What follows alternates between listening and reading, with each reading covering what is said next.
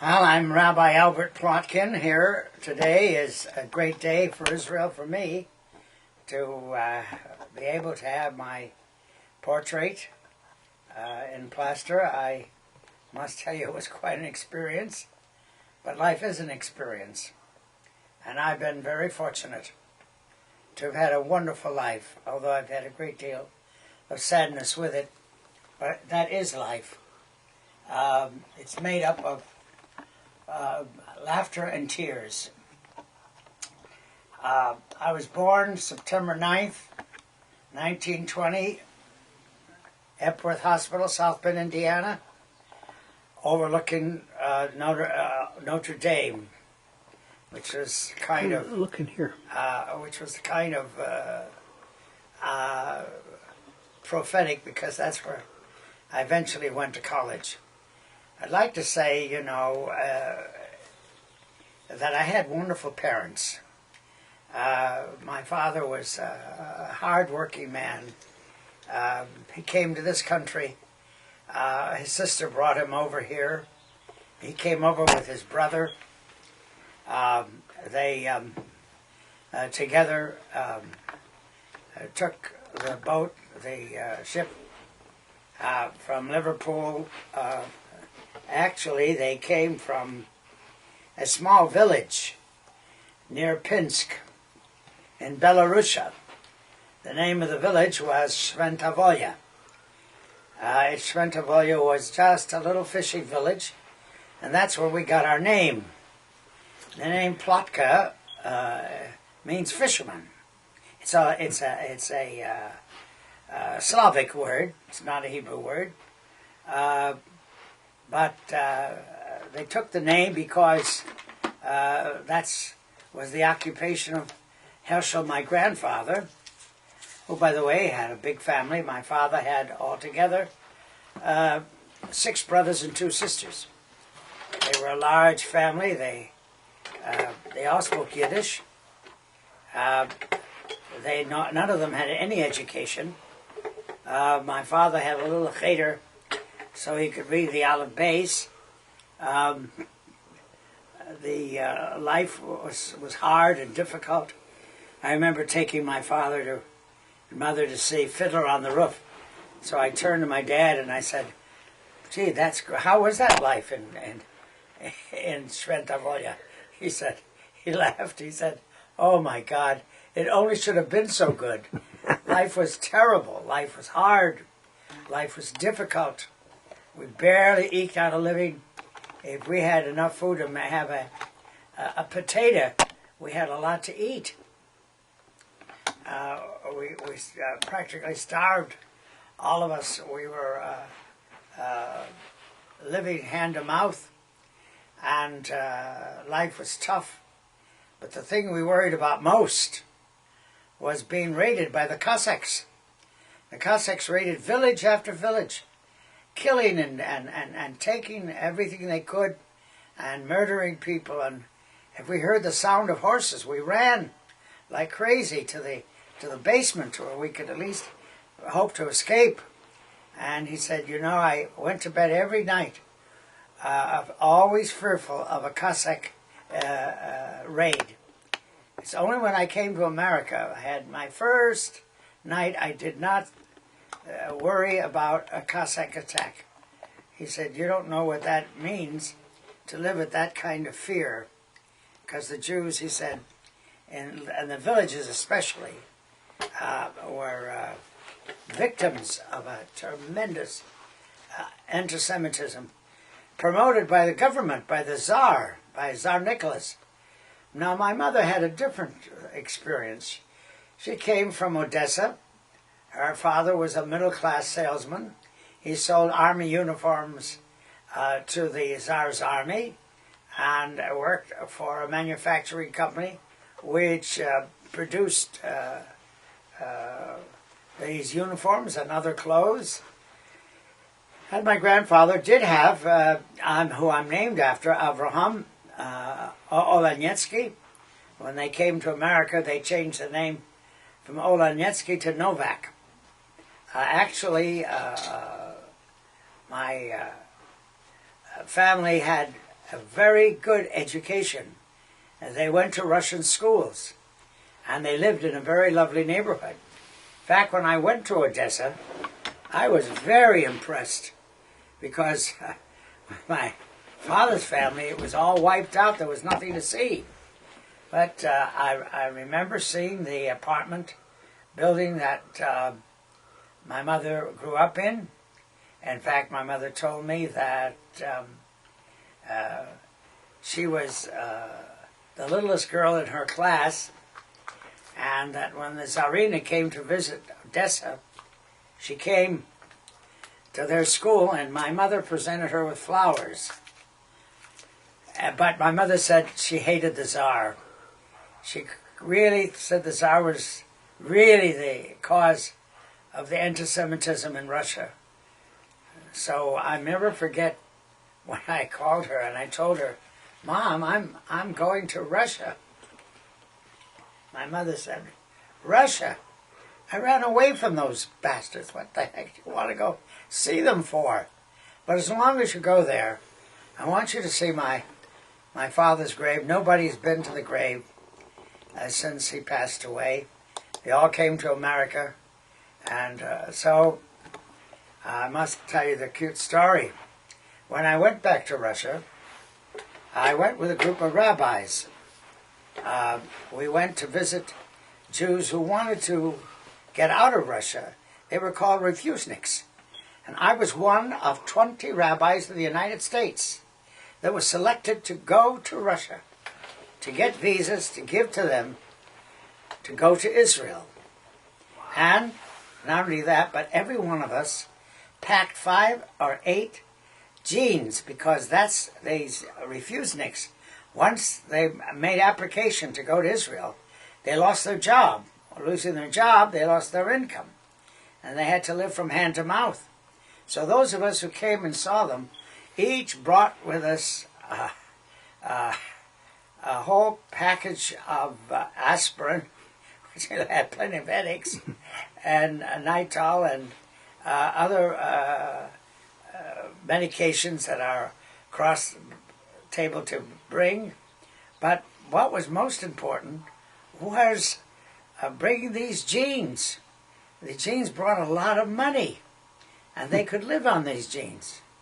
And so she called. I was given the name of a lady to call, and I called her when I was in Moscow. I never forget the story. She said to me, she spoke to me in Yiddish, and she told me where she lived. She lived in a little dasha, a little country house in the country, which is called a dasha. And so I wanted to bring her the jeans, and so I was told that we should not go to their homes, but we should invite them to come to the hotel. So I said to her, could you come to the city, and I have these jeans, I have everything ready for you. She said, no, she said, I'm an old lady. And in fact, she said, I'm an artist. I graduated from the Moscow School of Art, and I make my living by painting. Wow. I'm in my 80s, but I still love to paint. She said, my husband is in jail. A trumped-up charge that he was a Zionist hooligan, which she said was not true. But she said, I said to her, well, I was told not to go to your home. When she said, listen, I'm an old lady. If they want to take me to prison, let them do it. She said, I don't want to take the chance. And furthermore, she said, I'll give you all the directions. So I said, well, call downstairs to the concierge and give him all the information.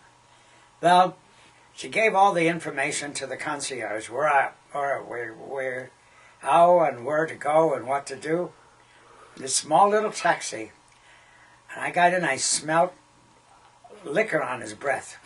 And I thought, oh God, I'm not going with him.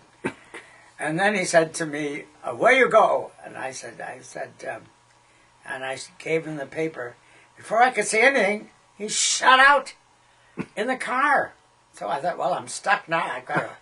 He drove like a crazy loon, singing all these Russian songs. He was half drunk, and it was unbelievable, absolutely unbelievable. Finally, we get to the place, and he stops, and I see a lady standing outside, and I thought to myself, I bet that's Regina, and sure it was. She knew I was coming, and she knew that they may have a difficulty finding her apartment because was hard to find. It was around the corner, over I remember close by a short little walkway that you had to know how to get there, otherwise you'd never get there. And she knew that was going to, so she was outside, and she took me inside. It was an art gallery. I couldn't get over this woman. Painted everything she loved or did. You know, it was just amazing. Did it smell like paint? It smelled like paint, you know. She had, Most artists her home was her studio. Yeah. And she told me that she made these pictures and she sold them. And, of course, she said to me that they had planned to come to America, but lo and behold, World War I broke out in 1914. Then after the war was over, she said Russia was in such chaos between right Russia and the communist Russia that you couldn't get out. Unless you paid a lot of money, and we didn't have any money, so we never got out. We never got to see my husband's 3 brothers and my 2 sisters, which are all in New York. But she said we correspond. But life is difficult for me. I don't know how long I have, but as long as I have my energy and my eyesight, I'm painting. And I gave her the jeans. She said, I really would rather sell my art than sell these jeans. But she said, if on days that I cannot sell my art, I'll be on the corner selling jeans. And so I left her, and that was some experience. That was Moscow. But even worse was getting to Kiev. Kiev was once a great Jewish center, what I did with her was that a member of my congregation in Phoenix loved her and wanted to send clothes to her. So she sent clothes, and she gave me a whole suitcase of clothes that was given to her by her friend. Now, when I got there, I called her on the phone, and she said to me, I don't want you to come to my house because my husband is also in jail. But she said, if you will come and bring the clothes, we'll find a way to get them to me. Well, when she got there, she came into my apartment. We had a lovely apartment, by the way. And she shook all the lamps. They were all bugged. Everything was bugged. So she said, let's sit outside. She opened up the door. We sat outside so that the noise would blur anything inside. And she said, now I noticed when I came up that there's a forward steps and there's a back steps. If you want to take I cannot walk out with a suitcase of clothes because I'll immediately be suspect and I'll immediately be pursued. But you take the suitcase of clothes, and there's a downstairs, and go downstairs, cross the street, leave it on the corner, and I'll pick them up. And that's exactly what I did. And it ran down the steps, crossed the street, bought a newspaper, which I couldn't read, and waited there until she picked up my suitcase, and she went. But she said she was coming back the next day because she needed money to buy her daughter a coat. Her coat was very bad, and so I said, I have money. And she said, don't give me rubles. Rubles are no good. Only give me dollars, and I can go in the dollar store and buy something. Well, what happened the next day, we were told not to go to Babi Yar. Babi Yar was the worst place. I got books on it. Babi Yar, unbelievable. The huge valley in which 60 to 80,000 Jews were just murdered and all thrown into the ravine. A huge ravine, like it was like the Grand Canyon, that kind of huge ravine. And no memorial, nothing there to indicate that the Jews were there. We were told not to go, but we went anyway. And we went there, and of all times, of all the days we could have visited, was the worst day in Jewish history, was the memorial to the fall of the first and second temple. That in Jewish history was Tisha B'Av. Tisha is the 9th day of Av. That's when the first temple was destroyed in Jerusalem. And the second temple was destroyed in Jerusalem on the same day. Oh boy. And what a day to go. Well, we went, and our in-tourist, when we got back, he said to us, you did not follow orders. You have now orders to leave immediately. So every one of us had to run upstairs, pack our clothes. I never felt so grateful to get out of Russia. I knew how Moses felt having to leave Egypt. I was tickled to death to get out of there. You were really... We got back to the airport, and of all things, 3 of our rabbis broke rank by saying they left when they shouldn't have left, and they were suspicious of them. So they went through their clothes and they found manuscripts. And they asked who were these manuscripts. And so they said to us, wow. Well, these they have to be heard. They have to be interrogated. And you go on to Budapest. Well, our leader said, no, we are not going to Budapest. We are not leaving anybody behind. We'll just stay here and we will wait until you have finished interrogating. 4.5 hours of interrogation. 4 of our rabbis went through hell. In the meantime, one of our rabbis, who had his guitar, sat up and started singing, "We shall overcome." I'll never forget that. We did overcome. And we did wait until everybody arrived and was released. And we put on the plane, and we arrived in Budapest at 4 o'clock in the morning. Now that was some experience. I have to tell you, having been to Russia, Hungary seemed like a Garden of Eden. It was at least happy people looked to me like they were dressed better. Things, nothing could look worse, grim in Russia.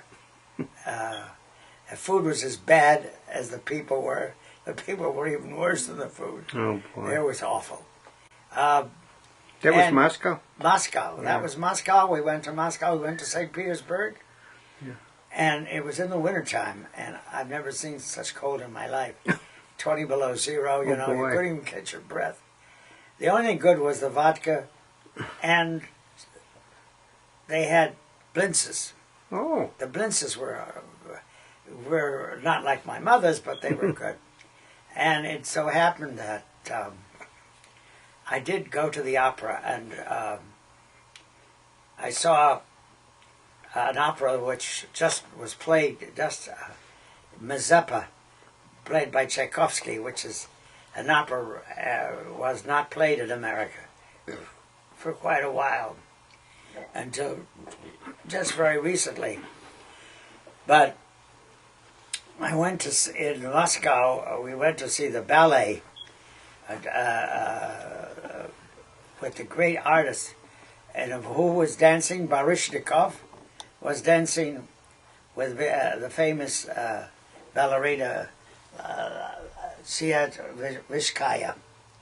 That was the only redeeming feature, was the ballet, the opera, and a little vodka with blintzes. I say this because I really realized how fortunate I was growing up in South Bend, Indiana. Now, South Bend was a small industrial town, not very cultured. It was white American. It was what I call WAP. It was white American Protestant. The Polish and Hungarians were on the west side of town. We lived in the WASP area. Not too many Jews? Not the only Jews was our family and my uncle. That's it. But we had a grocery store. My father did very well, although he was illiterate. I don't know how he ran his business, but they did very well. And then later sold the business when they couldn't work anymore. They went to live in Florida for a while, which they were unhappy with. Then they joined my late brother in Riverside, California, where my father unfortunately got Alzheimer's, and then spent 5 years in a nursing home, which was a tragic chapter in our family. Is that where he died, in the nursing home? He died in a nursing home, yes. Not a hospice? Not a hospice, no. Okay. It was nursing home. It was mainly for people with a mental senility. They didn't even know it was Alzheimer's. They call it senility. But it was Alzheimer's. And it was a very sad ending for him. How old was he? My father was very young. He died at 68, 69. Too young. He died very young. My mother lived to be 80. She was a very resourceful lady. Everything she wanted to do, it didn't and couldn't do, I did. I mean, I did music, I did opera, I did piano, Wow. I did voice, I did drama, you name it, I did it. I did everything. And in fact, my first love was dancing and tap dancing. And I was very fortunate that my mother said to me, there's a famous amateur hour called Major Bowles Amateur Hour, which comes out of New York. Why don't you go and apply and audition? Well, your mother pushes you to do it, and I did it. I auditioned, and I was accepted and went to New York. In fact, I won. Wow. And I was offered a contract. And I'll never forget, I called my mother and I said, Mom, I think I won't go back to Notre Dame for my sophomore year. I think I have a contract here from a Major Bowles Amateur Hour at vaudeville. We're going to go to various cities and put on the vaudeville. And my mother said, you're putting on nothing. You're coming right back to South Bend, and you're finishing up your work at Notre Dame. Forget about your dancing. That's wow. That's no way for you to live. Wow. With all those cheap prostitutes, she called them. Boy, was she dancers, smart. You know. Was she smart. Yeah, oh, was she smart. So, we went back to Notre Dame, back to the Fighting Irish, and the only place I tap danced was the Knights of Columbus Amateur Hour, and I had my music and all set up. Besides that, I sang in the Glee Club. We had a wonderful time. The Glee Club traveled all over, gave concerts. I learned to sing all the Irish songs with the Irish brogue and the whole thing. Notre Dame was very good to me. I had usually mediocre teachers, I have to be honest with you. Most of them were priests, and many of them didn't want to teach, but they were forced to teach because the university at that time financially wasn't able to have big faculty. Although I did have two very fine professors that I thought. One was a professor of philosophy.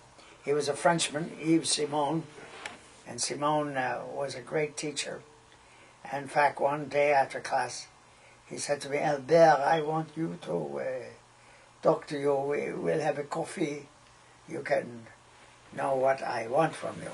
So I thought, what does he want from me? He said, "Albert, you are a very outstanding student, and I want you to stay.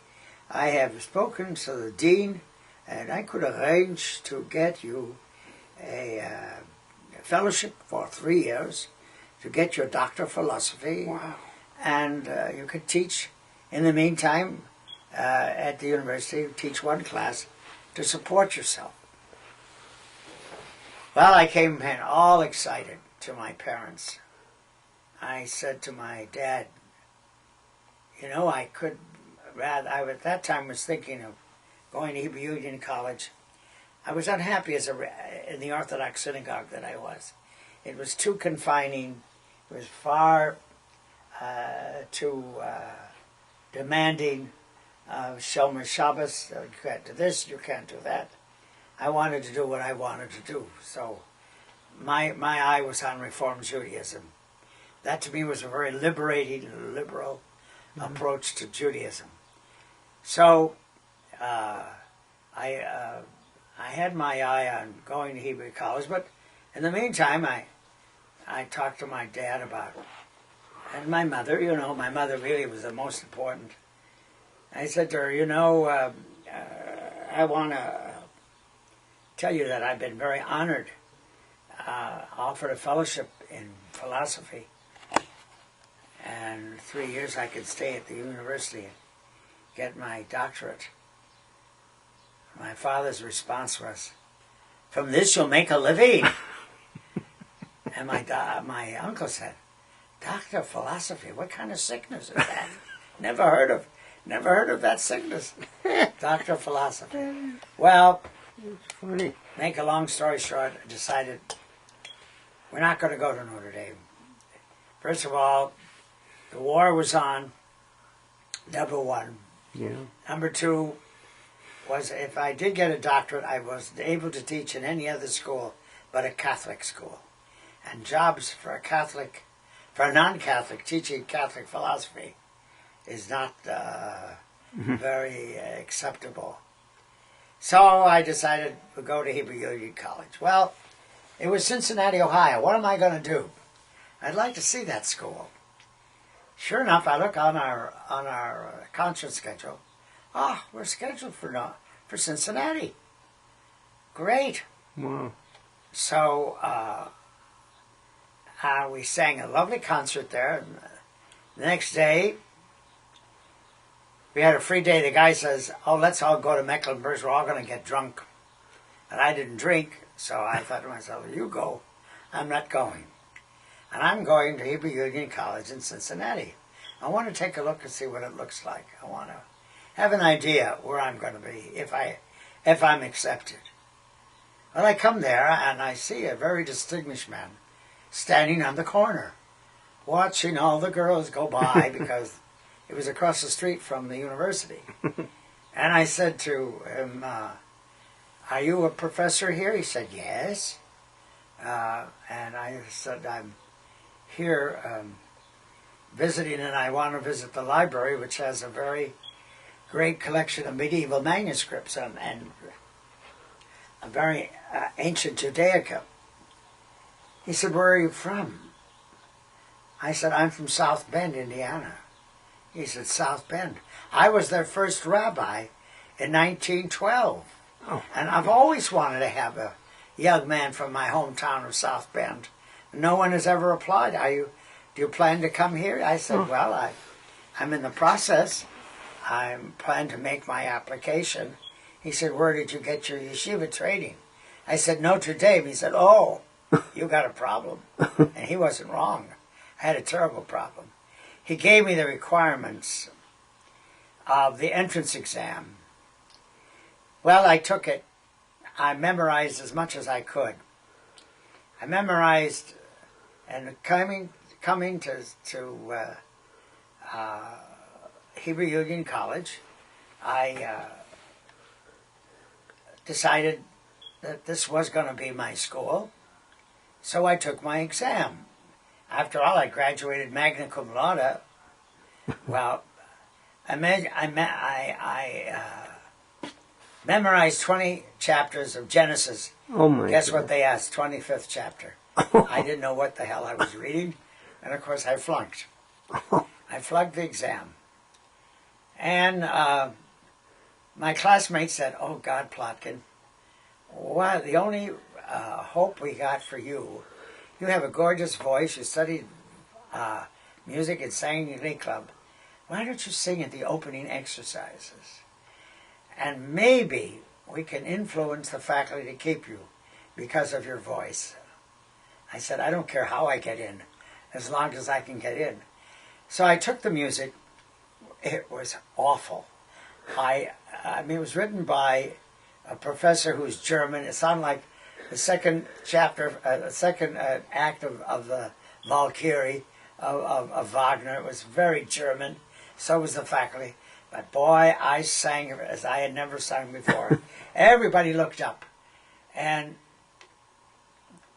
the faculty decided, well, we ought to give him a chance. The war was on. We ought to give him a chance to prove himself. So they did. And I was put on probation, and I survived. I worked very hard. Here I had no Hebrew to speak of, no background, and I was put into classes 24 hours of Hebrew classes. It was a horrible ordeal. And I finally, after 6 years, in fact,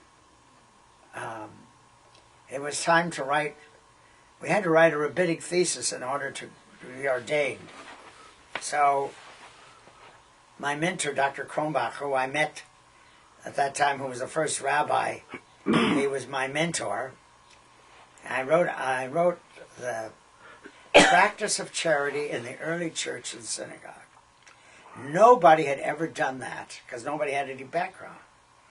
And he said, since you've been at Notre Dame, you should really write on this subject. And so I wrote on it, and I submitted it to him. He was very pleased. He said, my heavens, you have enough material here for a book. I said, Dr. Kronbach, I've been here 6 years. It's time for me to get out of here. I want to get married. I want to have a pulpit. I want to have a family. I want to be in the community. He said, okay. Promise me that someday you'll publish it. But if you don't do it, I'm going to come out of my grave. I'm going to haunt you until you do it. Well, I did all the research. I put it up on the very top of my library shelf at home. I kept looking at it. Kept thinking to myself, well, when I finally retired, it was so-called, really wasn't. When I stepped down from Temple Beth Israel after 36 years, I was senior rabbi. And it was time the congregation moved. West Phoenix was the headquarters for the Jewish community in the 50s. Now, in the 80s, it was Scottsdale. Scottsdale simply took over. The whole community moved. It was unbelievable. We had to sell. We had to sell our building. We had a beautiful building. My wife had built a beautiful... Is that on Coulter? It was at the Park Central area. Okay. And it was a beautiful temple. We kept it up, but we had to move. I kept telling my congregation that for years. I was like a broken record. But when we began to lose so many members, we had to step out, and that's where we bought the 56th and Shea, where we were now. And my late wife, who worked so hard and never got to the promised land. She died in 1996. We moved there in 1998. Oh boy! And it was very sad for me to have lost my wife through breast cancer, and that wasn't enough. I then found out that my mother-in-law had cancer, breast cancer, was dying, and my sister-in-law had breast cancer and was dying. It was a nightmare, absolute nightmare. It was one blow after another. But when my only baby daughter woke up one morning when she was making a movie in Toronto, where she was working, she had gone too late.